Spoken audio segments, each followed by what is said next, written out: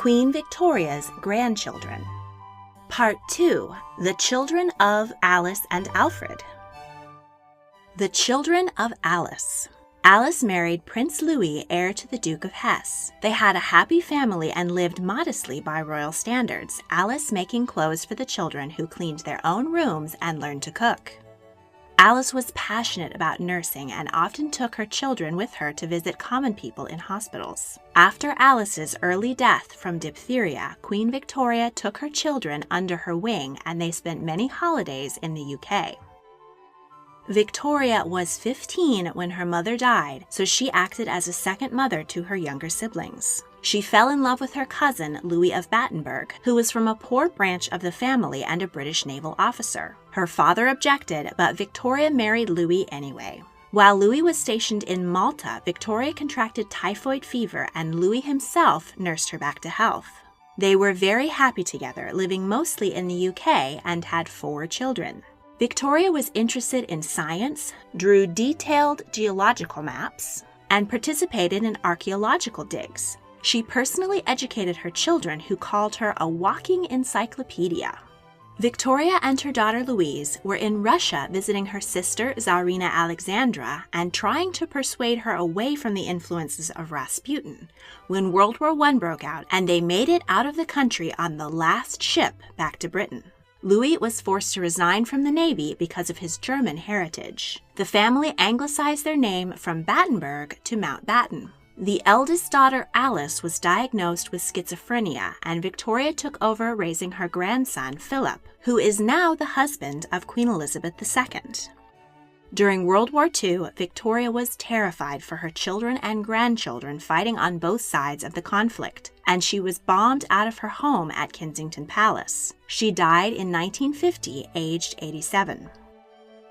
Elizabeth was charming, friendly, and considered to be one of the great beauties of her day. Among her many admirers was her cousin Wilhelm, who wrote her love poems, but she was unimpressed and rejected his proposal. She fell in love with childhood friend Grand Duke Sergei of Russia, younger brother to the Tsar. The couple bonded over love of art and religious faith, Elizabeth converting to Russian Orthodoxy. She loved children but never had any of her own. She instead fostered an orphaned niece and nephew. Sergei became governor of Moscow and expelled 20,000 Jews from the city. Elizabeth condemned him for it and said that God would punish them. In 1905, Sergei was assassinated by revolutionaries. In grief and penance, Elizabeth sold off all of her jewelry and possessions and used the funds to build a convent, which she joined as a nun. She also built a hospital, pharmacy, and orphanage in which she worked tirelessly to help the poor of Moscow. She tried to warn her sister, Tsarina Alexandra, away from Rasputin, but was not heeded. In 1918, new Russian dictator Vladimir Lenin ordered the arrests of many imperial family members, including Elizabeth. Soldiers beat the prisoners and threw them down a mine shaft. But the fall did not kill them, and the soldiers could hear them crying and Elizabeth singing a hymn at the bottom of the shaft. They then threw in grenades, but the singing continued. Finally, they filled the shaft with brushwood and set it on fire, and the singing ceased. Elizabeth was 53. Irene married her Aunt Victoria's son, Prince Henry of Prussia. They were both easygoing and got on well with each other and everyone else. They had 3 sons, 2 had hemophilia. The eldest, Valdemar, though perpetually ill, lived to be 57, while the youngest died after a bump on the head at the age of 4. After her sister Tsarina Alexandra and her family were murdered during the Russian Revolution, a woman named Anna Anderson emerged in Berlin, claiming to be Alexandra's youngest daughter, Anastasia. Irene visited Anna but was sure that she was not her long-lost niece. Irene's middle son immigrated to Costa Rica and built a banana and coffee plantation. Irene lived to be 87. Ernst Louis inherited the Dukedom of Hesse at 24. He married his first cousin, Princess Victoria Millet of Saxe-Coburg and Gotha, nicknamed Ducky. The couple were terribly mismatched. Ernst was serious, while Ducky preferred to socialize and shirk her royal duties. The couple often argued, and many tea trays were thrown. They wanted to divorce, but their mutual grandmother, Queen Victoria, objected. When Ducky abandoned her husband and daughter Elizabeth to live in the south of France and rack up staggering gambling debts, Ernst finally filed for divorce. Ducky spread rumors that she had caught her husband in bed with a man and that no male servant was safe in his employ. Ernst was devoted to their daughter, but she died of typhoid at the age of 8, breaking her father's heart. Ernst had a more harmonious marriage to Princess Eleanor of Zohm-Hohenzollern, and they had 2 sons. He also maintained a long-term relationship with Karl August Linger, the inventor of mouthwash. During World War I, Ernst served as an officer at his cousin Kaiser Wilhelm's headquarters. Following the war, the Duchy of Hesse was abolished, and Ernst lost his throne. He died in 1937. Friedrich, called Friddy by his family, was a cheerful and lively child despite being ill with hemophilia. At 2 years old, while playing with his brother, he fell 20 feet out of a window. He would have survived the fall were it not for his condition, which prevented his blood from clotting. He died a few hours later of a brain hemorrhage. Alexandra was a joyful child, but after the death of her mother and younger sister, she became withdrawn and reserved. She was Queen Victoria's favorite grandchild, and the Queen wanted her to marry her cousin Albert Victor and someday be Queen of the UK.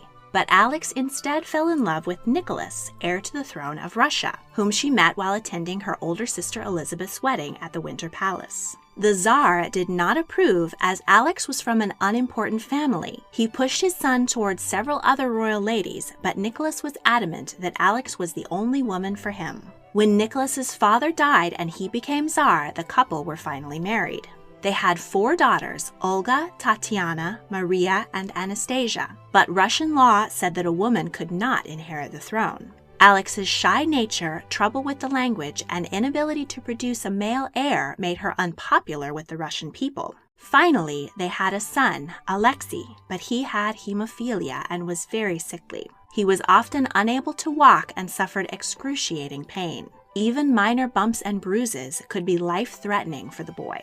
Alexandra felt incredibly guilty about passing on the disorder to her son and obsessed about his health. The desperate mother turned to faith healer Grigory Rasputin, and he seemed to help ease Alexei's anguish. The Tsarina became increasingly dependent on crude Rasputin, who rarely bathed, slept with dozens of his followers, and enjoyed exposing himself in public. At the outbreak of World War I, Nicholas led the army against his wife's German family and left her in charge of running the country. She had no experience of governing and was a terrible ruler. She leaned heavily on Rasputin's advice, and the two were hated by the people. Rasputin was murdered by a group of nobles. The war impoverished Russia, and the people were starving. In 1917, revolution broke out, and Tsar Nicholas was deposed. They sought asylum in Britain, but their mutual cousin, George V, was nervous about being associated with a man now labeled a tyrant and failed to save them. Nicholas, Alexandra, and their 5 children were imprisoned and shot to death in a basement.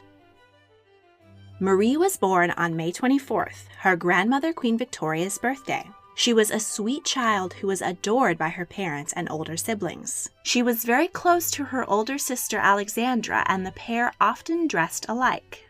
When Maria was 4, the family fell ill with diphtheria. Alice was the only one who showed no symptoms, and she nursed her husband and children tirelessly. After 2 weeks of illness, Maria succumbed to the disease, and her family was heartbroken. The rest of them seemed to be recovering when Alice was struck ill and, exhausted from caring for her loved ones, deteriorated quickly. She died at 35 and was buried next to Marie. This statue of mother and child was placed over their tomb. The children of Alfred.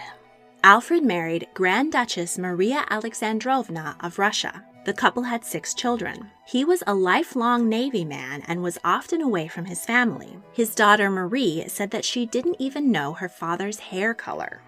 Their domineering and haughty mother was not particularly close to the children either. She believed in marrying her daughters young before they were old enough to think for themselves. In 1893, Alfred inherited the duchy of Saxe-Coburg and Gotha from his uncle and moved the family to Germany. Alfred, the family's only son, was next in line to be duke. His engagement to Duchess Elsa Matilda Marie was announced, but while the rest of the family was at a party celebrating their parents' 25th wedding anniversary, the prince shot himself. The exact circumstances of his death are unknown, and family members tried to cover it up, claiming that he died of a tumor or tuberculosis. The prominent theories are that he was heartbroken after having to set aside his mistress for an arranged marriage, or that he may have discovered that he was actually the son of Prince Alfred and his lover, Mabel Fitzgerald, who may have had a secret marriage. He may simply have suffered from depression, a condition which was little understood at the time. He survived the initial gunshot but died 2 weeks later of his injuries. He was 24. Marie had dazzling blue eyes and was courted by her first cousin, future George V, but their mothers didn't get along and objected. Instead, she married Ferdinand, Crown Prince of Romania. They had 6 children. The couple did not get on well in the beginning, and Marie caused a scandal by having an affair with an army officer. But the royal couple eventually settled into a mutual admiration. Ferdinand's father died in 1914, and he and Marie became king and queen. Marie was very popular with the people and wielded a great deal of influence over her husband, convincing him to side with the UK during World War I. During the war, Bucharest was occupied by the Central Powers, and the royal family took refuge in Moldova. There, she and her daughters worked as nurses caring for soldiers, many of whom had cholera. In 1918, Transylvania, Bessarabia, and Bulgaria joined with Romania, and Ferdinand and Marie were crowned King and Queen of the United Romania in an elaborate coronation. Marie attended the Paris Peace Conference of 1919, representing Romania in the formation of the League of Nations. She also made a diplomatic tour to the United States. Ferdinand died in 1927, and their son set out to tarnish his mother's reputation and force her out of the capital. She died in 1938 at 62. In 1947, the monarchy was abolished, and communist officials tried to slander Marie's reputation by claiming that she had been a drunkard who regularly hosted orgies at the palace. When the Communist Party was overthrown in 1989, Queen Marie regained her popularity as a national hero.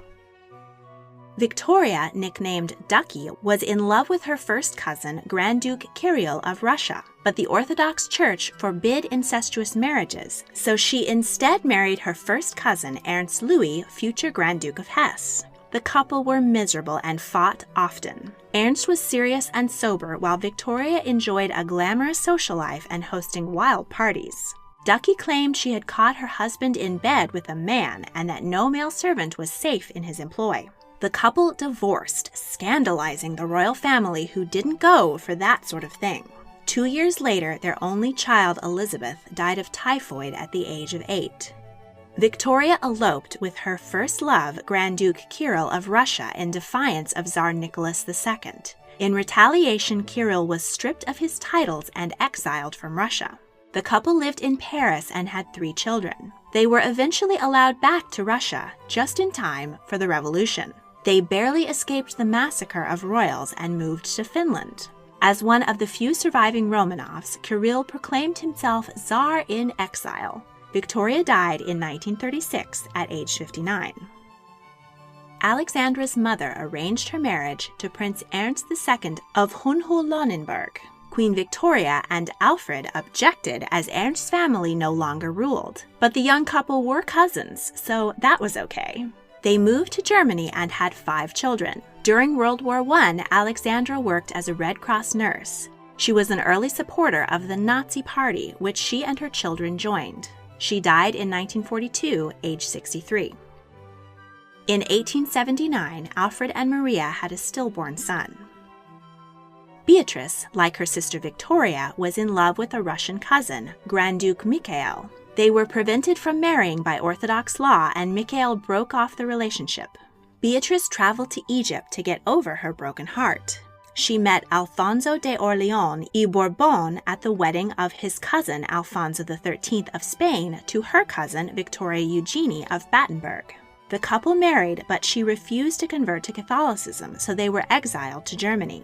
They had 3 sons. The family were eventually allowed to return to Spain. King Alfonso, a notorious womanizer, made advances to Beatrice, which she rejected, and they were once again exiled. During the Spanish Civil War in the 1930s, the family lost most of their wealth and property, and most tragically, their second son, Alonso, was killed in action. Beatrice lived to be 82, dying in 1966. In the final episode, we'll meet the children of Helena, Arthur, Leopold, and Beatrice. Among them, a beloved crown princess of Sweden, a queen of Spain whose hemophilia gene was her husband's excuse for philandering, and the first British royal to hold down a regular job.